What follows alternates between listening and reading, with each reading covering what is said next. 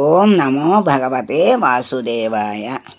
ఆత్మబంధువులందరికీ నమస్కారం. 620వ నామం విజితాత్మ. అంటే మనస్సుని జయించిన స్వామిని విజితాత్మ అన్నారు. ఈ మనస్సే దేనికి కారణం అంటే బంధానికి అదే కారణం, మోక్షానికి అదే కారణం. కనుక అటువంటి మనస్సుని పరమాత్మ జయిస్తాడు. ఎందుకంటే ఆయనకి జయించటం అనేది ఏముంది, అన్నీ ఆయన అధీనంలో ఉంటాయి, అన్నీ ఆయన సృష్టిలోవి, అన్నీ ఆయన చెప్పినట్లు వింటాయి. ఆయన జయించటం అనేది అసలు మనకి తెలియటానికి పరమాత్మ జయించిన స్థితిలో ఉన్నాడు. కనుక ఆయన్ని ఆశ్రయిస్తే అటువంటి స్థితిని మీకు కూడా కలిగిస్తాడు. మరి మనం కోరుకున్నది పరమాత్మ తప్పకుండా అందిస్తాడు. కనుక పరమాత్మ మాకు ఈ మనస్సు వినటం లేదు నాయన, ఈ మనస్సు చెప్పిన మాట వింటలేదు, ఒక్క చోట ఉండట్లేదు. ఎలా నాయనా నిన్ను ఆ మనస్సులో ప్రతిబింబించేది? ఇప్పుడు నీళ్లు కదులుతున్నాయి అనుకోండి, సూర్యబింబం కానీ మన బింబం కానీ కనపడుతుందా? కనపడదు. నిశ్చలంగా నీళ్లుంటే ఆ నీళ్ళల్లో నిశ్చలంగా ఆ ప్రతిబింబం సూర్యబింబం కానీ మన బింబం కానీ కనిపిస్తుంది. మరి ఆ నీళ్లు సరిగా చంచలంగా ఉంటే ఆ బింబం అసలు కనిపించదు కదా. అట్లాగే చంచలమైనటువంటి మనస్సులో భగవంతుడు ఎలా ప్రతిబింబిస్తాడు, మనకు ఎలా కనపడతాడు? కనుక పరమాత్మ నిన్ను నా మనసులో నిలుపుకోవాలి అని ఉంది, కానీ నాకు ఆ శక్తి చాలటం లేదు నాయన.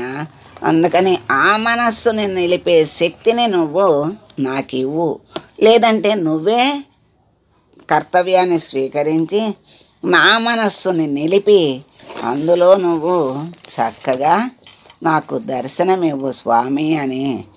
మరి ఆ స్వామి ఉన్నాడు, ఆయన దర్శనం చేసుకోవాలి అనేటువంటి కొంచెం మార్గంలో, ఏ మార్గం?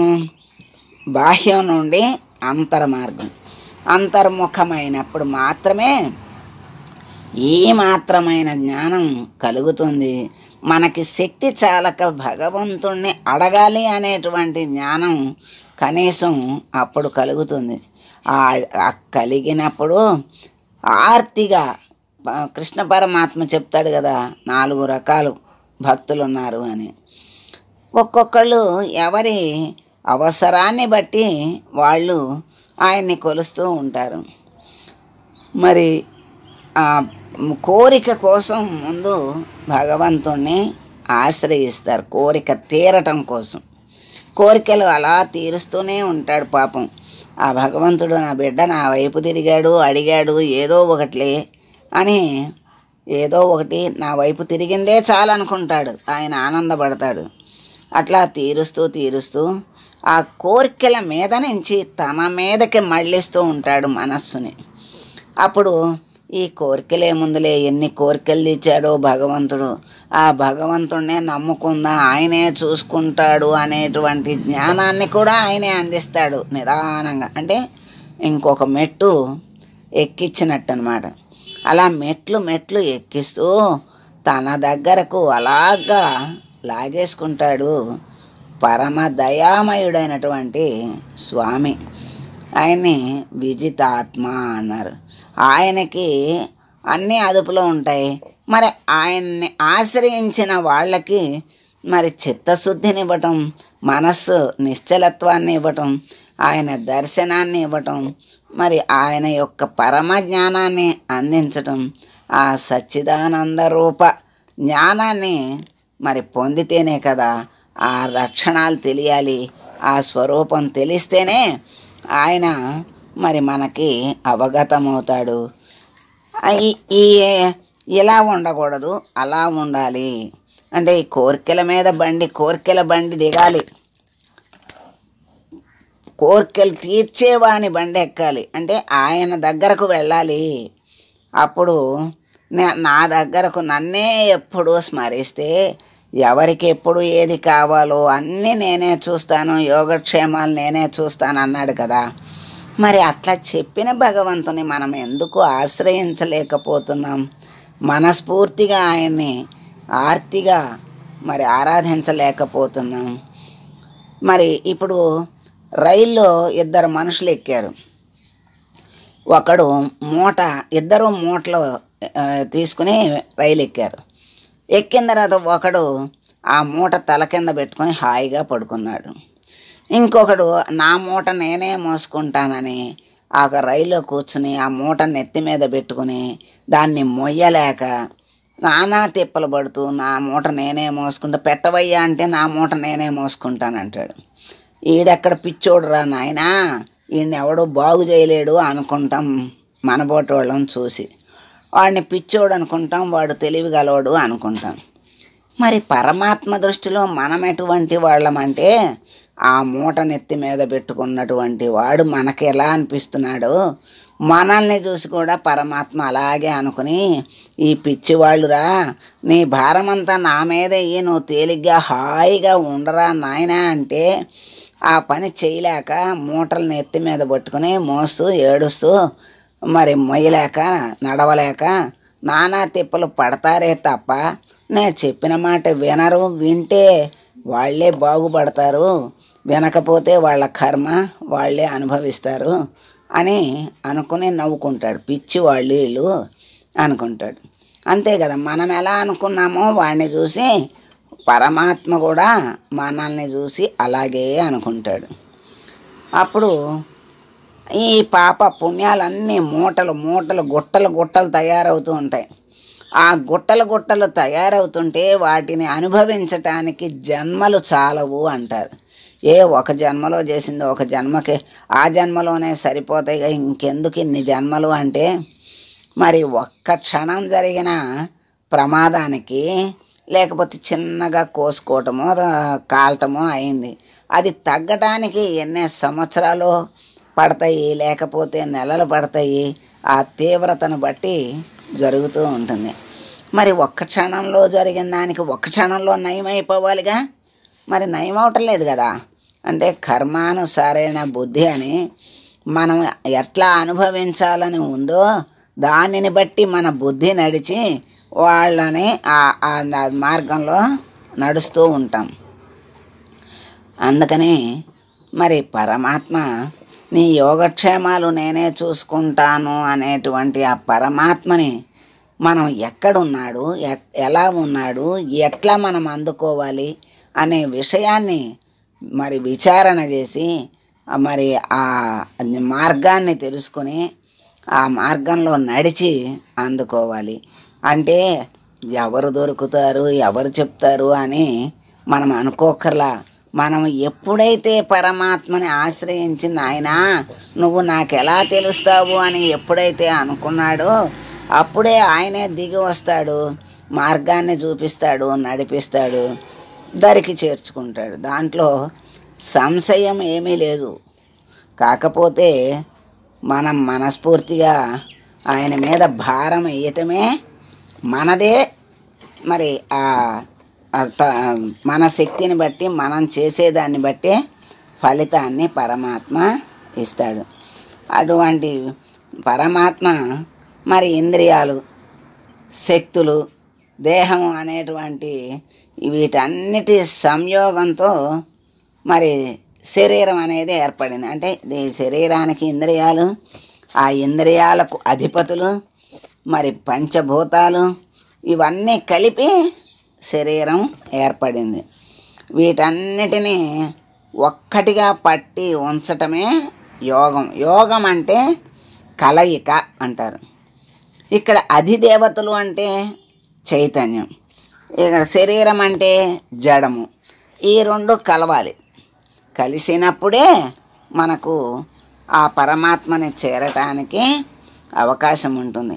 ఈ శరీరం జడం కదా, శరీరం ఏం చేస్తుంది అనుకోకూడదు. ఈ శరీరముతోనే పరమాత్మని తెలుసుకోవాలి. ఈ శరీరానికి ఉన్నటువంటి బుద్ధితో పరమాత్మని తెలుసుకోవాలి, మనస్సుతో నిలుపుకోవాలి, శరీర ఇంద్రియాలతో సేవలు చేయాలి. ఆయన్నే నమ్ముకుని చక్కగా ఆనంద డోలికల్లో ఓలలాడాలి. దానికి శరీరమే కారణం, శరీరమే మూలం. అందుకని శరీరం జడమైనది, శరీరం మీద భ్రాంతి వదిలేయండి, శరీరాన్ని పట్టించుకోవద్దు అని అంటారేమిటి?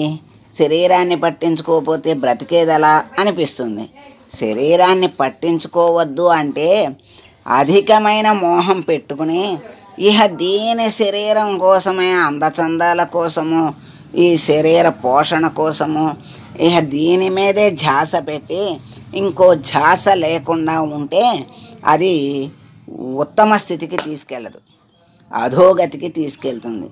అందుకని శరీరం పోషించుకోవాలి, మనస్సుని చక్కగా భగవంతుని మీద నిలపటానికి ప్రయత్నం చెయ్యాలి. అప్పుడు రెండు కలిస్తే పరమాత్మ యొక్క దర్శనం తప్పకుండా జరుగుతుంది. అవి యోగం అంటే రెండు కలవటమే ఒక యోగం. మనకి ఏదన్నా పొందామనుకోండి, వస్తువుని కానీ లేకపోతే బంధాన్ని కానీ ఏదైనా మరి పొందితే అప్పుడు ఏమంటారు? ఆ యోగం ఇప్పుడు కలిగింది అంటారు. అంటే ఆ యోగం అంటే పొందటము, కలవటము. సంతాన యోగం ఇప్పుడు ఉంది అంటే సంతానాన్ని మనం కలిసాం, పొందాం అని అర్థం. అట్లాగే ఏదైనా యోగము అంటే కలయిక. ఆ యోగమే ఇక్కడ అంతరార్థంగా చెప్పుకోవాలంటే జీవుడు దేవుడు కలయికే అసలైన గొప్ప యోగం. ఈ జీవుడు వెళ్ళి ఆ దేవుళ్ళలో కలిసిపోవటమే యోగం. అదే, దాన్ని మించిన యోగం ఇంకోటి లేదు. మరి ఆ విధంగా ఆత్మయందు పరమాత్మ ఉన్నాడు అని తెలుసుకున్న నాడు మేల్కొన్నట్టు. ఆ ఆత్మయందు గాక పరమాత్మ యందు మేల్కొంటాడు. అంటే ఆత్మ పరమాత్మ అంటే ఏమిటి? పరమాత్మ అంటే అంతటా ఉన్నవాడిని పరమాత్మ అంటారు. మన శరీరంలో ఒక్కటే చెప్పినప్పుడు ఆత్మ అంటారు. ఏదైనా అదైనా ఒకటి. అది సముద్రమే, ఇది కెరటము అనుకోండి. నామరూపాలతో కూడిన దేహం అది ఒక కెరటం లాంటిది. మళ్ళీ వెళ్ళిపోయి దాంట్లో పంచభూతాల్లో కలిసిపోతుంది. పంచభూతాల్లో నుంచే సృష్టి అయింది, దాంట్లోనే కలిసిపోతుంది. అదే ఎప్పుడైతే అలా పరమాత్మ యందు కలుస్తుందో అదే మనకి అసలైన యోగం. అటువంటి యోగాన్ని ఇచ్చేటువంటి వాడు విజితాత్మ అన్నాడు. అంటే మనస్సుని జయిస్తే అటువంటి యోగం కలుగుతుంది. కనుక బంధానికి మోక్షానికి కారణమైన మనస్సుని జయించి సమస్తాన్ని వశం చేసుకున్నటువంటి స్వామిని విజితాత్మ అన్నారు అని శంకరాచార్యులు వారు చెప్పారు. అటువంటి స్వామిని మనం ఆశ్రయిస్తే మనకు కూడా అటువంటి స్థితిని కలగజేస్తాడు. మరి తనని ఆశ్రయించే భక్తులకి వశమైనటువంటి మనస్సు గల పరమాత్ముడు విజితాత్ముడని పరాశరులు భావించారు. అంటే ఆయన్ని ఆశ్రయించే భక్తులకు వశమవుతాడు. ఆ వశమైన మనస్సు గల పరమాత్ముని విజితాత్ముడని పరాశరులు భావించారు. తన మహత్యం చేత జీవుల మనస్సుల్ని గెలుచుకున్న స్వామి గనక గరుత్మంతుని చేత పొందబడిన శరీరం గల స్వామిని కనుక ఆయన్ని గరుడ వాహనుడు, ఆ గరుడ వాహనుడిని విజితాత్మ అన్నారని సత్యసంధుల వారు వేరేగా చెప్పారు. పుణ్యాత్ములు స్వామిని విజితాత్మనే నమః అని పూజిస్తున్నారు. అటువంటి విజితాత్ముడైన స్వామిని మనం ప్రార్థిస్తూ, స్వామి ఈ చంచలమైన మనస్సుని నికరంగా స్థిరంగా నిలిపి దానియందు నీవు ప్రతిబింబించి ఆ యోగాన్ని మాకు కలిగించి నీ దరికి మమ్మల్ని చేర్చుకో స్వామి అని వేడుకుంటూ మంగళం పాడదాం. మంగళం కౌసలేంద్రాయ మహనీయ గుణాత్మనే సర్వలోక శరణ్యాయ సాధురూపాయ మంగళం. ఓ